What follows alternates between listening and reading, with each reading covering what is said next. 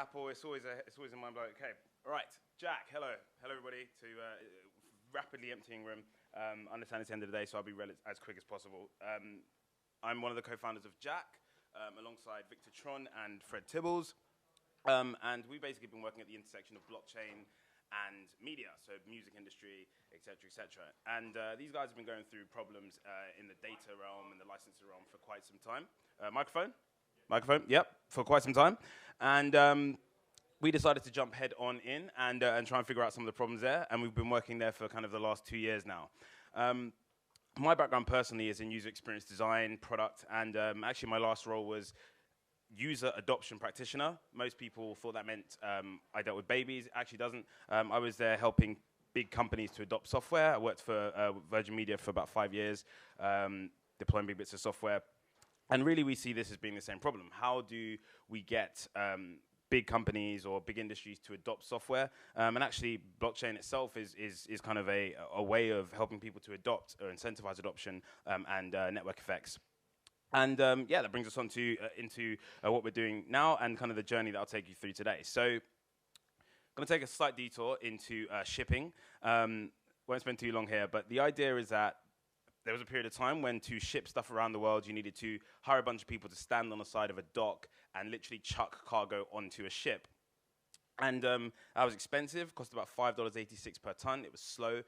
When that ship got to the other side of the world, wherever it was going, someone had to figure out how to then take it off bit by bit. A smart chap called Mckenzie came up with the idea of standardizing a shipping container. So you chuck whatever you want in one side, and everybody can just take the shipping container off the ship at the other side. Made it nice and simple. It brought the cost down to about 16 cents per ton, reduced friction, and actually, the net effect was, yes, it was cheaper, but actually people just traded more. So, you know, there was, I call it the Uber effect. You know, how many taxis did you take when Uber didn't exist? How many taxis do you take now that it does? You know, reduce friction, increase trade. And that's basically the story that we've been taking to the music industry to try and help solve some of these problems. The thing about the music industry is they've already tried to solve this. They understand they have a standardization problem, and they are trying to solve them. But blockchain gives us a new opportunity to do that.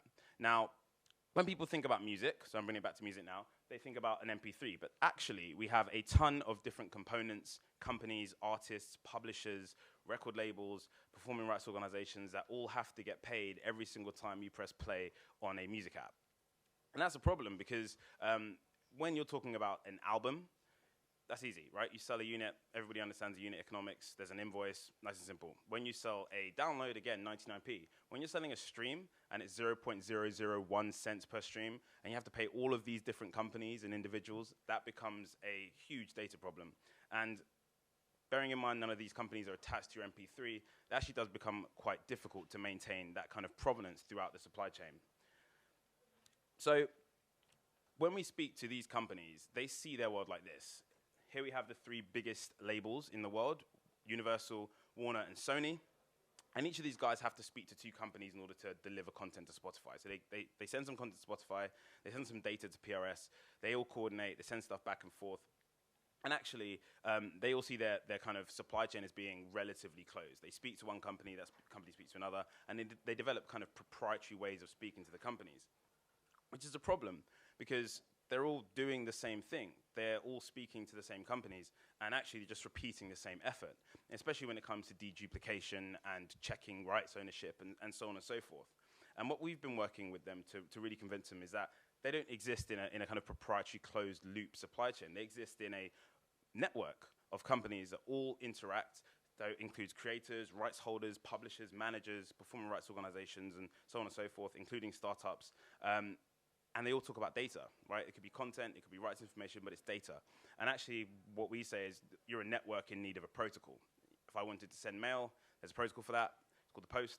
If I want to send email, there's a protocol for that. It's called email, and so on and so forth. So that's kind of the ethos that we've been speaking to them. And again, they have tried to do this with limited success. They had a project called the GRD. It was a project where they said, let's all bring our data into one big giant database. And unfortunately, that project fell apart. And some say that really the problem was a cultural or political one around, you know, I agree in principle, but I don't really want to put my data there until you do. You know, you go first. And we think blockchain presents a really good opportunity to overcome some of those hurdles through incentivization schemes. So, our product is based on this concept of smart content. And the idea is we map or link the metadata to the media, and we link that to a smart contract which actually acts as a programmatic license. Think of it as being an API or a mini API for a song. Now, obviously, I normally speak to the music industry, so I have to kind of explain that, you know, the smart contract thing kind of throws people off, but kind of a mini API. So you can imagine that funneling payments or rights or information or content delivery for any app, website, blog, or kind of experience that someone might want to build on the other end. But we encountered a problem. And the idea is, say you build a great platform, so we have the JAAK app, you come in, you insert some content, David Bowie song, great, put in some information, yep, I own it, press play, great, I get all the money that comes through that platform to myself.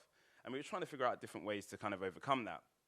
And we actually came up with one, and that's what we're announcing today, called Meta. And if you look at that top left part, it will explain basically what we're kind of moving on to. So kind of a metadata platform. Now, JAAK relies heavily on content. There it is on the bottom left. It relies on Ethereum, Whisper, and Swarm. And Meta is the kind of component that will help tie that entire ecosystem together. It's how the metadata actually is supplied into that smart content package I showed you before. Now, I'm going to attempt to explain to you guys in very high concept level how Meta works. So we start off with what we call guardians. Guardians are companies that run a database or are connected into the Meta network. So they're running the protocol. They come online, and in doing so, they connect their data into the network. So their data is now available. Again, we use Swarm, so the data is encrypted, sharded, and distributed across the network. Now, we still don't know what that data means, right? Everybody has different schemas. There's no interoperability between the data, but that's not a problem. Because actually, we only need to know what the data is when someone requests it, when someone's in need of it. And let's say we do get a request. Our architecture means that we have this separate layer where the request comes in, there is a service that does the linking, and it connects and finds the data it's actually looking for. Think about it as kind of an interpreter, an indexing service. So you have your distributed database of all the companies supplying data, and a service that can then map that data for whatever anyone could need. So that could mean I just want to search for an ISRC code. So that's the actual recording code to find a work. Or it could say, look, I actually have a fingerprint, so I need to use a fingerprinting service. So imagine Shazam, for instance, supplying a fingerprinting service or a list of fingerprints, and actually being incentivized to do that via a smart contract. So the payments, when someone makes a request to the network using the Meta token, that gets distributed back to the indexing service or the fingerprinting service or so on and so forth. And again, you could layer in any number of indexing service to basically match the requests that are coming for people who want to use the network. Now, I know we don't have loads of time, so I'm going to go through a very quick demo. Hopefully this should start playing, but if not, let's wait for a second. Nope. There we go. It's going.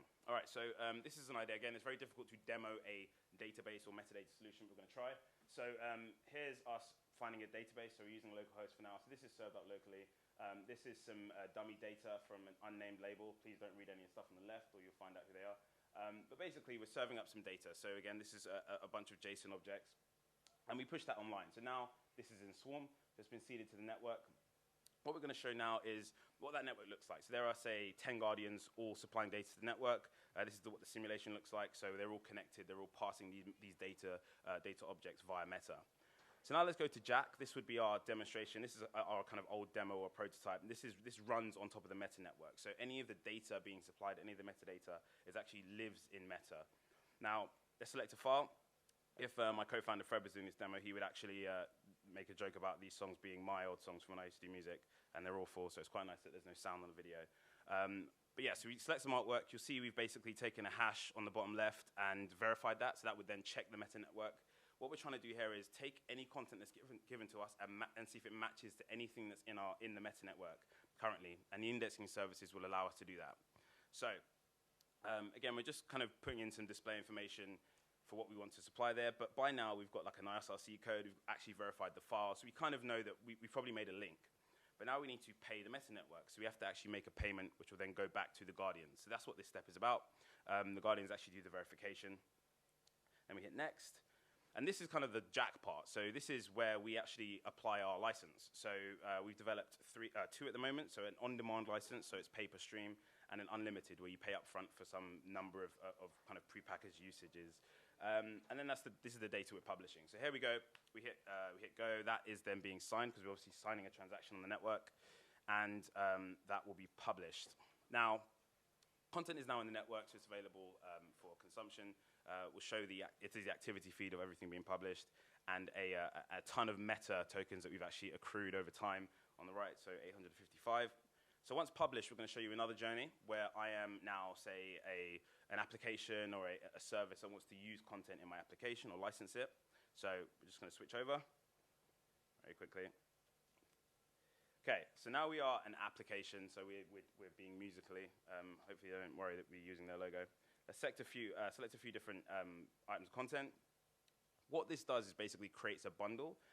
We kind of confirm that, create the bundle, see which licenses are available, so which of all the content that's there, which licenses are available for us to license. We're going to choose on demand for now, so it's going to make a payment per stream. And we have two ways of actually using that. One is just putting an iframe in a web page, or we can go to the API and actually implement it in an app. Now, we built a dummy kind of iOS app, so we can just demonstrate how that would work. So we can take the product identifier, an app key, which basically serves as like a token. And yeah, here's our example app. We'll put in the app key and then put in the bundle identifier, which points to where the content's being stored. Again, this is all being stored in Swarm. And what's really awesome about this is the application is also integrated with Meta because it uses JAAK. So every single time the content's served up, we can actually push data back to the Meta network. So if you imagine how that would work with, say, a Universal Music and a Spotify, the idea would be the data's being pushed back in the same format, so it's accessible to everyone. So now we have our application. I'm going to go press play on the track, and you should see one part of the Meta network lighting up. And we've actually developed this so different message structures. So obviously this would be usage data. There you go. You see that there.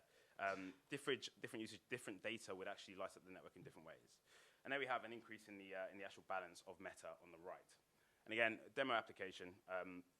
But it does show you kind of the idea of having this completely closed loop ecosystem where everything can actually be written back and kind of read from the same infrastructure, quite far away from where the music industry is today. So we are announcing the Guardian Initiative, which basically will be us working with a group of companies in the media and entertainment industry to pilot this technology. And we kind of have a few companies that we're already working with. We'll be hopefully be announcing them in the next few days. And will culminate in kind of 6 to 8 companies that we work with over a period of time. And out of that will come kind of 3 major pilots. So one is going to be around music rights and data governance. The second will be around content syndication. So that one will use the JAAK micro-licensing platform. And the third will be around end-to-end. So kind of what would a full crypto music industry look like, and some kind of demonstration or simulation of that. In terms of our roadmap, the initiative opens very soon. Then it goes live, and we'll be running the pilots kind of after that. JAAK will be in private beta for then, and then at the end of the year, or towards the end of the year, we'll be having a public alpha, Meta public alpha, and also the token cell. If you do want to get in touch, we're yo@jaak.io. Obviously, you can just go to our website and sign up for our newsletter to stay updated. Thank you very much.